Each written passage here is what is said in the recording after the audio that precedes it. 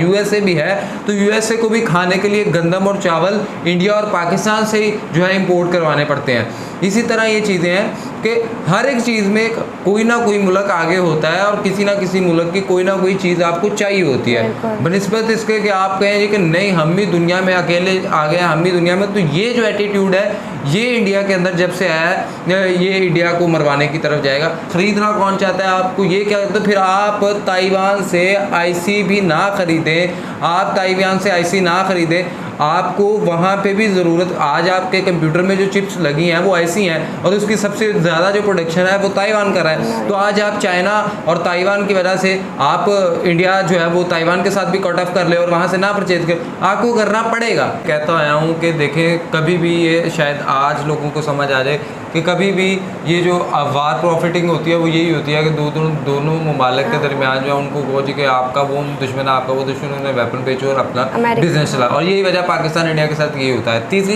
अस्सलाम वालेकुम, welcome to YouTube channel Khiza Mehran reaction.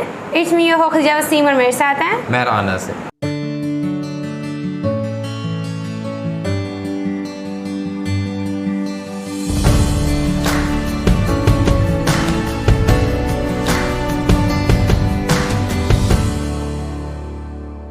नाज़रीन, इंडिया और टर्की इनकी पहले भी बहुत ज़्यादा ट्रेड चलती रही, लेकिन वीट पे आके इनका मामला जो है वो स्टक हो गया और वीट के हवाले से टर्की ने जो है वो मुख्तलिफ़ किस्म के सेंक्शंस भी लगाए कि हम नहीं इंडिया से।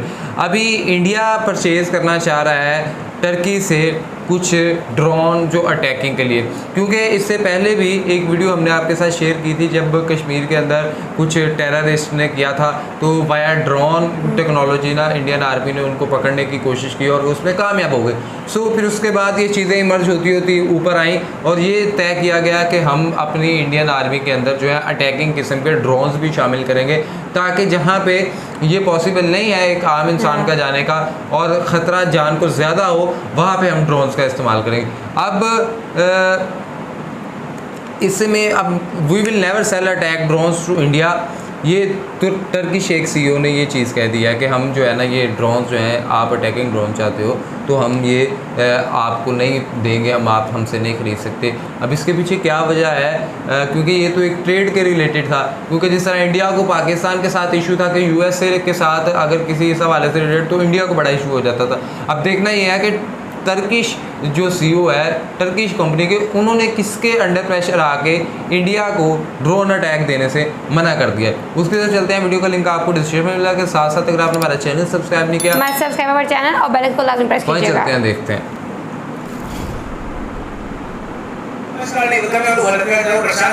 रिसेंटली हमने देखा है कि टर्की दुनिया का पहला देश बना है जिसकी प्राइवेट डिफेंस कंपनी ने ओपनली ये कह दिया कि हम भारत को अपने अटैक ड्रोन्स नहीं बेचेंगे। हमारे जो ड्रोन्स हैं ये सिर्फ पाकिस्तान, अज़रबैजान जो हमारी फ्रेंडली कंट्रीज हैं उनके लिए ही है। यहाँ पर आप देख पाओगे we will never sell drones to India, ये बायरक्टर ड्रोन्स के सीईओ ने कहा है ना। बायरक्टर ड्रोन्स के बारे में आपको पता होगा, टर्की में ड्रोन्स है। रिसेंटली यूक्रेन रशिया युद्ध में इन ड्रोन्स ने यूक्रेन के लिए बहुत अच्छी परफॉर्मेंस दिखाई है। यूक्रेन के सैनिकों ने कई रशियन सोल्जर्स को मारा, बहुत सारा जो रशियन इक्विपमेंट है ये डिस्ट्रॉय कर दिया इन सस्ते टर्किश ड्रोन से। तो इस वीडियो में हम बात करेंगे कि टर्की की कंपनी क्यों कह रही है कि कभी भी ये अटैक ड्रोन्स इंडिया को बेचेंगे ही नहीं, ये कस्टमर एलिमेंट यहाँ पर कर रहे हैं। इसका रीजन क्या है ये हम समझेंगे, बहुत कुछ आपको जानने को मिलेगा। मगर आगे बढ़ने से पहले आपसे क्वेश्चन पूछूंगा। क्वेश्चन यहाँ पर ये है कि इनमें से किस कंट्री ने रिसेंटली ब्रोकन राइस, टूटे हुए चावल का जो एक्सपोर्ट है ये बैन कर दिया है। ये है यहाँ पे आपकी ऑप्शन, इंडिया, रशिया, यूक्रेन या साउथ कोरिया। कमेंट सेक्शन में करिए उत्तर, सही आंसर आपको मिलेगा वीडियो के अंत में। ना यूक्रेन रशिया की जो वॉर हुई है इसमें एक बात क्लियर हो चुकी है कि 21वीं सदी में बिना अटैक ड्रोन्स के कोई वॉर डेफिनेटली होने वाली है। अटैक ड्रोन्स का बहुत ही क्रिटिकल रोल होगा। और इंटरेस्टिंग बात है, इंडिया के आसपास कई देश हैं जिन्होंने टर्किश मेड बायरक्टर ड्रोन्स परचेज कर लिए हैं। फॉर एग्जांपल आप अगर देखो, बांग्लादेश के पास ये ड्रोन्स है, पाकिस्तान के पास ये ड्रोन्स है। रिसेंटली सैटेलाइट इमेजेस सामने आई है जहां पर हमको पाकिस्तान के एयर बेसेस में ये ड्रोन्स दिखे हैं। अब ये जो डील है कब हुई है किसी को पता नहीं, सीक्रेटली पाकिस्तान ने ये टर्किश ड्रोन्स परचेज कर लिए हैं। उसके बाद आप देखोगे ये जो सारे कंट्रीज आपको मैप में दिख रहे हैं ये आज के समय टर्की के बायरक्टर ड्रोन्स को यूज कर रहे हैं। और यूक्रेन रशिया युद्ध में आप अगर देखो तो रशियन मिलिट्री को शायद किसी डिफेंस इक्विपमेंट ने उतना नुकसान पहुंचाया होगा जितना बायरक्टर ड्रोन ने पहुंचाया है।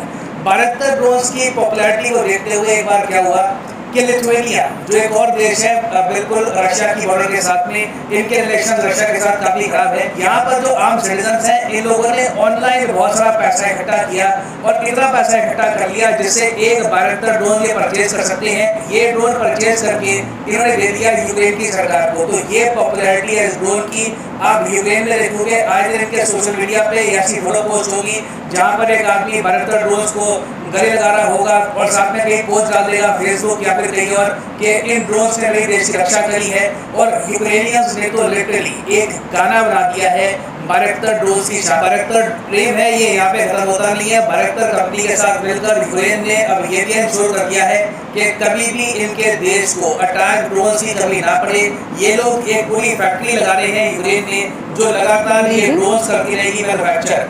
उसके अलावा मैंने अगेन ऐसा आज तक नहीं देखा अपनी जिंदगी में। यूक्रेन के जो प्रेसिडेंट है व्लादिमीर ज़ेलेंस्की, इन्होंने बायरक्टर कंपनी के जो सीईओ है हाकुल बायरक्टर जिन्होंने रिसेंटली इंडिया के बारे में स्टेटमेंट दिया ये वही आदमी है, तो इनको इन्होंने यूक्रेन में बुलाया और इनको सम्मान किया। इनको यूक्रेन का जो हाईएस्ट सिविलियन ऑनर है ये दिया और ये कहा कि आपकी जो कंपनी है उन्हीं के ड्रोन्स की वजह से हम लोग अपने देश की रक्षा कर पाए हैं। हमने रशियंस को काफी हद तक पीछे धकेला है। और इस तरीके से आप देख पाओगे वीडियो में बायरक्टर कंपनी के जो सीईओ है इनको फैसिलिटेट किया। तो इस दौरान इनसे एक जर्नलिस्ट ने कुछ सवाल पूछे। पहला सवाल ये था कि यूक्रेन ने तो मतलब बायरक्टर ड्रोन को दुनिया भर में बहुत फेमस कर दिया है अपने यूज के हिसाब से। फिर यूक्रेन ने फ्री में इसकी मार्केटिंग भी करी है और आज के समय आप लोग ये ड्रोन बेच रहे हो पाकिस्तान को और वेरियस कंट्री को। तो क्या पॉसिबिलिटी है कि कल को आप ये जो बायरक्टर ड्रोन है ये इंडिया को भी सेल करो, क्योंकि इंडिया एक बहुत बड़ा डिफेंस का बायर है। तो क्या पॉसिबल है? तो यहाँ पर बायरक्टर ड्रोन के सीईओ ने ये कहा कि कभी भी हम इंडिया को अपने ड्रोन सेल नहीं करेंगे, क्योंकि इनके हिसाब से इनका तर्क ये है ये वॉर प्रॉफिटियरिंग नहीं करते। ना वॉर प्रॉफिटियरिंग क्या होती है? वॉर प्रॉफिटियरिंग का इल्जाम काफी बार यूएसए, यूके, फ्रांस, स्वीडन इन सब कंट्रीज पे लग चुका है। वॉर प्रॉफिटियरिंग में आप क्या करते हो कि आप अपने हथियार बेचते हो दोनों साइड्स को। यूएस ऐसे कर चुका है, F-16 यूएसए ने बेचे पाकिस्तान को, हालांकि काफी कम पैसे बेचे मगर बेचे पाकिस्तान को। और फिर अब हम देख रहे हैं कि इंडिया को भी हथियार बेच रहे हैं। फ्रांस ने भी ऐसा किया था। फ्रांस अगेन इंडिया का फ्रेंडली कंट्री होगा, मगर मैं आपको ये बता दूं किसी कंट्री को भी ये मत एक्सेप्ट कर लेना कि ये बस अनकंडीशनल इंडिया के फ्रेंड हैं, इनको बस हमारी शक्लें पसंद है इसलिए हमारी हेल्प कर रही है। Every country has its motive और कल को अगर उनको प्रॉफिट नहीं दिखता तो इंडिया का सपोर्ट करना वो छोड़ भी देंगे। तो फ्रांस भी आप अगर देखो तो एक टाइम पर पाकिस्तान को सबमरीन, फाइटर एयरक्राफ्ट ये सब सेल करता था, साथ ही साथ इंडिया को भी सेल करता था। तो इसको कहते हैं कि वॉर प्रॉफिटियरिंग। इंडिया पाकिस्तान दोनों लड़ो, हमारा फायदा होगा, हमारी कंपनी पैसा कमाएगी। अब टर्की के जो यहाँ पर सीईओ है ये कह रहे हैं कि ये वॉर प्रॉफिटियरिंग के अगेंस्ट है, जबकि रियलिटी ये है कि ये जानती है कि इंडिया कभी भी बायरक्टर ड्रोन्स का ऑर्डर नहीं देने वाला है। इन्होंने यहाँ पर आगे बहुत सी बातें बोली हैं कि इनके ड्रोन्स नेटो मेंबर्स के लिए है और जिन कंट्रीज के साथ टर्की के स्ट्रैटेजिक रिलेशंस हैं उनको ये सेल करेंगे drones, for example Pakistan, Ukraine, Azerbaijan. उसके अलावा ऑफ कोर्स अभी रिसेंटली इन लोगों ने 120 बायरक्टर ड्रोन सेल किए हैं यूएई को, और कई ड्रोन्स यहाँ पे एक्चुअली ये यूएई में मैन्युफैक्चर नहीं करेंगी। बट इंडिया के केस में देखो इनकी स्टेटमेंट की कोई सेंस बनती नहीं है, क्योंकि इंडिया ओपनली काम कर रहा है तपस BH-210 ड्रोन पर, जो आप बायरक्टर ड्रोन से कंपेयर करोगे तो एक कई गुना ज़्यादा कैपेबल और इफेक्टिव ड्रोन है। यहाँ पर आप देख पाओगे ये है तपस BH-201 ड्रोन। रिसेंटली ही न्यूज़ आई थी कि हिंदुस्तान एरोनॉटिक्स लिमिटेड ने इसके एयरफ्रेम बनाना स्टार्ट कर दिया है। बहुत ही जल्द आप देखोगे कि भारतीय एयरफोर्स, आर्मी, नेवी जी तीनों के लिए ड्रोन बनेंगे। ये ड्रोन सर्वेलेंस भी करेंगे, अटैक भी कर सकते हैं। तो ये ड्रोन बहुत ही जल्द इंडिया यूज करना स्टार्ट कर देगा। और आप अगर बायरक्टर ड्रोन को तपस BH-201 से कंपेयर करके देखो तो तपस ड्रोन ज़्यादा बड़े हैं, साइज में काफ़ी बड़े हैं, तो इसलिए ये हायर एल्टीट्यूड पे उड़ सकते हैं। उसके अलावा जो पेलोड कैरिंग कैपेसिटी है ये तपस की काफ़ी बेहतर है, जहां पर बायरक्टर ड्रोन कैरी कर सकते हैं weapons of around 150 kg। Weapons आपके लिए ये मिसाइल होता है या फिर कोई बम होता है 150 kg का मैक्सिमम ये कैरी कर सकता है। जो इंडियन मेड ड्रोन है ये 350 kg के वेपन्स कैरी कर सकता है, तो पेलोड कैपेसिटी इसकी ज़्यादा है। तो मतलब कि एक बार लोकेशन पर पहुंचकर इंडियन ड्रोन कई गुना ज़्यादा डैमेज करेगा कंपेयर टू टर्किश ड्रोन। उसके अलावा अगर हम बात करें हॉर्स पावर की, तो टर्किश ड्रोन में जो इंजन है ये हॉर्स पावर जनरेट करता है 105 की, जबकि इंडियन जो ड्रोन है ये 130 से लेकर 180 हॉर्स पावर कर सकता है जनरेट। तो हर तरीके से आप देखो, चाहे पेलोड कैरी कैपेसिटी हो या फिर एल्टीट्यूड का यहाँ पे वर्क हो, ओवरऑल आप स्ट्रेंथ की भी बात करो तो इंडियन मेड जो ड्रोन हैं ये टर्किश ड्रोन से बेहतर है। Of course Turkish drone big ज़्यादा इसलिए रहे हैं क्योंकि यूक्रेन ने एडवर्टीजमेंट कर दिया है। आप ये देख लो, जब इनके प्रेसिडेंट खुद मेडल देते हैं, कंट्री का हाईएस्ट सिविलियन अवार्ड देते हैं उस डिफेंस कंपनी के सीईओ को, और ये कहते हैं कि आपके ड्रोन से हमारा देश बचा लिया, तो ऑब्वियसली कई कंट्रीज हैं वो भी इंटरेस्टेड होंगे बेहतर ड्रोन से। तो इवन दो टर्की का यहाँ पर स्टांस है कि इंडिया को ये लोग ड्रोन नहीं बेचेंगे, it will not effect India's defence at all. और इंडियन पर्सपेक्टिव से आप अगर देखें तो यहाँ पर जो टर्किश डिफेंस कंपनी के सीईओ हैं इनकी स्टेटमेंट मैटर बहुत ज़्यादा करती है, हमें इसे एग्जामिन करना चाहिए। ये ओवरऑल टर्की का स्टांस भी है अगेंस्ट इंडिया कि इंडिया के अगेंस्ट बोलो, इंडिया के साथ कोई डिफेंस डील ना करो।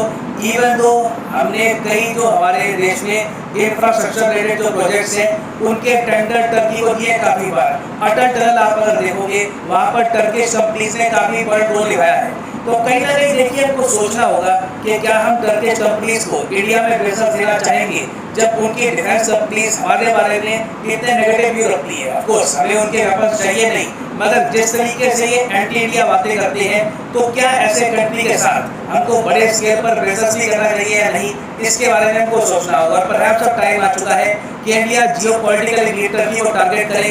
टर्की ऑलरेडी काफ़ी हद तक अभी प्रेशर में है। ग्रीस ने रिसेंटली टर्की जो कोस्ट गार्ड शिप है उस पर अटैक किया है, टर्की इसका प्रोटेस्ट कर रहा है, और कई एक्सपर्ट ये भी मानते हैं कि ग्रीस टर्की की जो टेंशन है ये बहुत ही जल्द नेटो की यूनिटी को भी टच करेगी। तो जिस तरीके से इंडिया ने रिसेंटली सीरिया के इशू को लेकर टर्की की आलोचना करी है, मेरे हिसाब से अब टाइम आ चुका है कि ग्रीस के इशू में भी इंडिया ग्रीस की साइड ले और टर्की की आलोचना करे यूएन में। हमें टर्की के सामने एक प्राइस रखना होगा कि अगर आप खुद ही इंडिया को एक एनिमी मान के बैठे हैं, आप एज्यूम कर बैठे हैं कि इंडिया आपका एनिमी ही है, तो परहैप्स हमें को यहाँ पर बताना होगा कि what is the meaning of having such a huge country as your enemy. Now finally वापस आते हैं क्वेश्चन की तरफ। क्वेश्चन यहाँ पर ये है कि रिसेंटली किस कंट्री ने टूटे हुए चावलों का जो एक्सपोर्ट है ये बैन कर दिया है? सही उत्तर यहाँ पे है option A, India is the right answer. India ने रिसेंटली आपको पता होगा टूटे हुए चावलों का जो एक्सपोर्ट है बैन कर दिया है, ताकि कहीं से भी इंडिया में चावल के जो दाम है ये बढ़ना जाए। इंडिया में चावल की कमी नहीं है, बट ऑफ कोर्स पूरी दुनिया में चुनौती आज के समय क्या है, इन्फ्लेशन कंट्रोल करके रखनी है। तो व्हीट हो चावल हो, हम कॉन्स्टेंटली कोशिश कर रहे हैं कि उसके दाम इंडिया में ज़रूरत से ज़्यादा ना बढ़ जाए। और हाँ फाइनली आप सब क्या कहती है दीजा?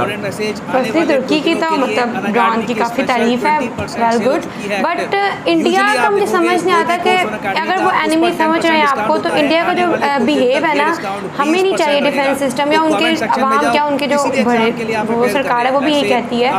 मतलब कोई मुल्क किसी दूसरे मुल्क की हेल्प के बगैर नहीं चल सकता। आपको कहीं ना कहीं ऑब्वियसली आपको इम्पोर्ट या एक्सपोर्ट तो दूसरे ममालिक से ही करनी होती है ना, वो तो आप अपने से नहीं कर रहे हो बैठ के। एक तरफ तुर्की की भी गलती है, एक तरफ इंडिया की भी गलती है जो इतना हाइपर हो रहा है। मैं एक चीज़ तो ये पहले कहता आया हूँ कि देखें, कभी भी ये शायद आज लोगों को समझ आ जाए कि कभी भी ये जो वार प्रॉफिटिंग होती है वो यही होती है कि दोनों ममालिक के दरमियान जो है उनको कहो जी कि आपका वो दुश्मन आपका वो दुश्मन, उन्हें वेपन बेचो और अपना बिजनेस चला। और यही वजह पाकिस्तान इंडिया के साथ यही होता है। तीसरी चीज़ मैं एक और यहाँ पे ये बता दूँ कि ये जो ये कहते हैं ना, ये अभी हम बना रहे हैं, अभी हम बना रहे हैं, बट अभी बनाते बनाते इसमें बहुत टाइम लग जाता है। लेकिन अगर किसी ने ये बनाया है तो ऑब्वियसली बात है सीईओ ने क्यों कहा होगा कि हम इंडिया को नहीं सेल करना चाहते हैं, या कहीं ना कहीं किसी ना किसी ने उन्हें अप्रोच तो किया होगा। चले आप मान लेते जी आपने अप्रोच भी नहीं किया, इंडिया का वो टर्की आपको नहीं करना चाहता तो फिर ठीक है। अगर आप यही सोचते हैं जी आपसे ख़रीदना कौन चाहता है, आपको ये क्या, तो फिर आप ताइवान से आईसी भी ना ख़रीदें, आप ताइवान से आईसी ना ख़रीदें। आपको वहाँ पे भी ज़रूरत, आज आपके कंप्यूटर में जो चिप्स लगी हैं वो ऐसी हैं और उसकी सबसे ज़्यादा जो प्रोडक्शन है वो ताइवान कर रहा है। तो आज आप चाइना और ताइवान की वजह से आप इंडिया जो है वो ताइवान के साथ भी कट ऑफ कर ले और वहाँ से ना परचेज कर, आपको करना पड़ेगा। आप किसी की भी ये दुनिया है, यहाँ पे किसी के भी सहारे के बगैर कोई भी मुल्क नहीं चल सकता। यूएसए भी है तो यूएसए को भी खाने के लिए गंदम और चावल इंडिया और पाकिस्तान से ही जो है इंपोर्ट करवाने पड़ते हैं। इसी तरह ये चीज़ें हैं कि हर एक चीज़ में कोई ना कोई मुल्क आगे होता है और किसी ना किसी मुल्क की कोई ना कोई चीज़ आपको चाहिए होती है, बनिस्बत इसके कि आप कहें कि नहीं हम भी दुनिया में अकेले आ गए, हम भी दुनिया में। तो ये जो एटीट्यूड है ये इंडिया के अंदर जब से आया है, ये इंडिया को मरवाने की तरफ जाएगा। अदरवाइज़ इंडिया के अंदर अगर वो हो ना थोड़ी सी, अगर आप उसे कह लें लचक, उसके अंदर थोड़ी सी स्ट्रेचनेस हो ना, तो वो खुद को भी कभी झुका ले और कभी झुक जाए। ये जो सिलसिला है ये आपको लेकर, अगर आपको एक हैवी स्टांस रख दें नहीं चाहिए, हमें नहीं चाहिए, हम इंडिया वाले तो पता नहीं क्या कर देंगे, तो ये इंडिया को जो है गलत तरफ लेके जा रहा है। इसको समझने की ज़रूरत है। आप इस हवाले से क्या राय रखते हैं नीचे दिए गए कमेंट बॉक्स के अंदर लाजमी बताएं। साथ साथ वीडियो को लाइक करें, शेयर करें, कमेंट चैनल को सब्सक्राइब करें, बेल को प्रेस करें, इंस्टाग्राम आईडी मेंशन में फॉलो कर सजेशंस दें। तब तक के लिए अपने मेज़बानों को नहीं जाता, दुआ में याद रखें। अल्लाह ने